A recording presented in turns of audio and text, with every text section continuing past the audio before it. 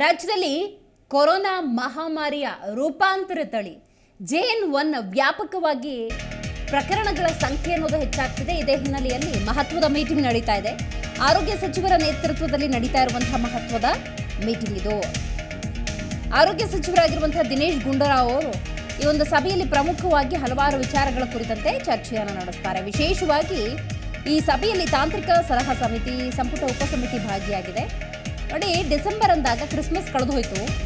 31 ವರ್ಷದ ಕೊನೆಯ ದಿನದ ಸಂಭ್ರಮಾಚರಣೆ, ಇಯರ್ ಎಂಡ್ ಸೆಲೆಬ್ರೇಷನ್ ಅಂತ ಇರುತ್ತೆ. ಇನ್ನು ಹೊಸ ವರ್ಷ, ನ್ಯೂ ಇಯರ್ ಸೆಲೆಬ್ರೇಷನ್ ಅಂತ ಇರುತ್ತೆ. ಈ ಸೆಲೆಬ್ರೇಷನ್ ಸಂದರ್ಭದಲ್ಲಿ ಬೆಂಗಳೂರನ್ನು ಹೀಗೆ ಅಂತ ಊಹಿಸೋದು ಅಸಾಧ್ಯ. ಅಷ್ಟರ ಮಟ್ಟಿಗೆ ಜನಸಾಮಾನ್ಯರು ಕಿಕ್ಕಿರಿದು ತುಂಬಿಟ್ಟಿರ್ತಾರೆ. ವಿಶೇಷವಾಗಿ Koramangala, MG road, brigade road ಇಂಥ ಮಹಾನಗರಗಳಲ್ಲಿ, ಮಹಾ ಏರಿಯಾಗಳಲ್ಲಿ ಜನಸಾಮಾನ್ಯರು ತುಂಬಿ ಪಾನಮತ್ತರಾಗಿರ್ತಾರೆ, ಮೋಜು ಮಸ್ತಿಯಲ್ಲಿ ತೊಡಗಿರ್ತಾರೆ, ಜನಸಂದಣಿ ಹೆಚ್ಚಾಗಿರುತ್ತೆ. ಇಂಥ ಸಂದರ್ಭದಲ್ಲಿ ಪರಿಸ್ಥಿತಿಯನ್ನು ನಿಭಾಯಿಸೋದು ಬಹಳ ಮುಖ್ಯ ಆಗುತ್ತೆ. ವಿಶೇಷವಾಗಿ ಭದ್ರತಾ ದೃಷ್ಟಿಯಿಂದ, ಬಹಳ ಪ್ರಮುಖವಾಗಿ ಆರೋಗ್ಯದ ದೃಷ್ಟಿಯಿಂದ. ಕಾರಣ ಕೊರೋನಾ ರೂಪಾಂತರ ತಳಿ JN.1 ಏನಿದೆ ಅದು ವ್ಯಾಪಕವಾಗಿ ಹರಡ್ತಾ ಇದೆ. ಎಲ್ಲ ಪ್ರಮುಖ ಕಾರಣದಿಂದಾಗಿ ಆರೋಗ್ಯ ಸಚಿವರು ದಿನೇಶ್ ಗುಂಡೂರಾವ್ ನೇತೃತ್ವದಲ್ಲಿ ನಡೀತಾ ಇರುವಂಥ ಈ ಮೀಟಿಂಗ್ನಲ್ಲಿ ತಾಂತ್ರಿಕ ಸಲಹಾ ಸಮಿತಿ ಏನು ಸಲಹೆಯನ್ನು ಕೊಡುತ್ತೆ, ಸಂಪುಟ ಉಪಸಮಿತಿ ಏನೆಲ್ಲ ಸಲಹೆಗಳನ್ನು ಇವತ್ತು ಚರ್ಚೆ ಮಾಡುತ್ತೆ, ಮತ್ತು ನ್ಯೂ ಇಯರ್ ಅಂದ ಸಂದರ್ಭದಲ್ಲಿ ಹೊಸ ಗೈಡ್ಲೈನ್ಸ್ ಏನಾದರೂ ಜಾರಿಗೆ ತರಬೇಕಾ, ರಾಜ್ಯದಲ್ಲಿ ಮಾಸ್ಕನ್ನು ಕಡ್ಡಾಯ ಏನಾದರೂ ಮಾಡ್ತಾರಾ, ಹೀಗೆ ಪ್ರಮುಖ ವಿಚಾರಗಳ ಚರ್ಚೆ ನಡೆಸಿ ನಂತರ ಸುದ್ದಿಗೋಷ್ಠಿಯಲ್ಲಿ ಆ ಎಲ್ಲ ವಿಚಾರಗಳನ್ನು ಆರೋಗ್ಯ ಸಚಿವರು ರಾಜ್ಯದ ಜನತೆಯ ಮುಂದಿಡಲಿದ್ದಾರೆ. ಯಾಕಂದರೆ ಕಳೆದ ಬಾರಿ ಇದೇ ರೀತಿ ತಾಂತ್ರಿಕ ಸಲಹಾ ಸಮಿತಿಯ ಸಲಹೆಯ ಮೇರೆಗೆ ಉಪಸಮಿತಿಯ ಜೊತೆ ಸಭೆಯನ್ನು ನಡೆಸಿ ಮಾನ್ಯ ಸಿದ್ದರಾಮಯ್ಯನವರು, ದಿನೇಶ್ ಗುಂಡೂರಾವ್ ಅವರು ಸುದ್ದಿಗೋಷ್ಠಿಯಲ್ಲಿ ಹೇಳಿದ್ರು, ಮಾಸ್ಕ್ ಅಂದ ಸಂದರ್ಭದಲ್ಲಿ ನಾವು ಹೀಗೆ ಕಡ್ಡಾಯ ಅಂತೇನು ಹೇಳೋದಕ್ಕಾಗೋದಿಲ್ಲ, ಆರೋಗ್ಯದ ಹಿತದೃಷ್ಟಿಯಿಂದ ಮಾಸ್ಕ್ ಧರಿಸಿದರೆ ಉತ್ತಮ ಅಂತ ಹೇಳಿದರು.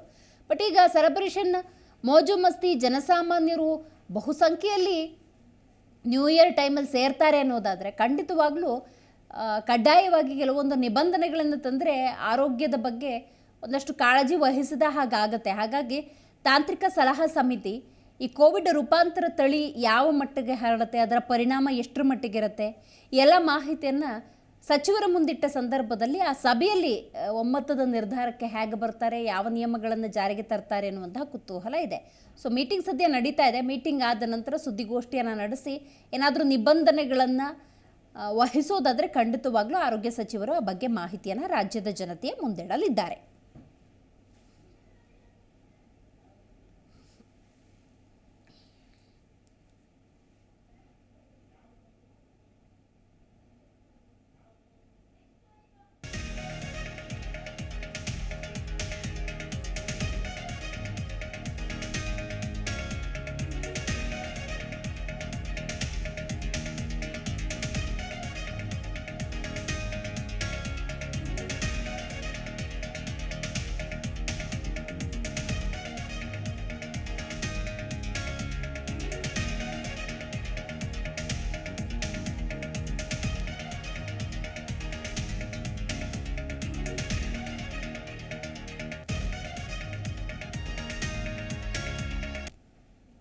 ಪ್ರತಿಕ್ಷಣದ ಸುದ್ದಿಗಾಗಿ Zee Kannada news app download ಮಾಡಿ.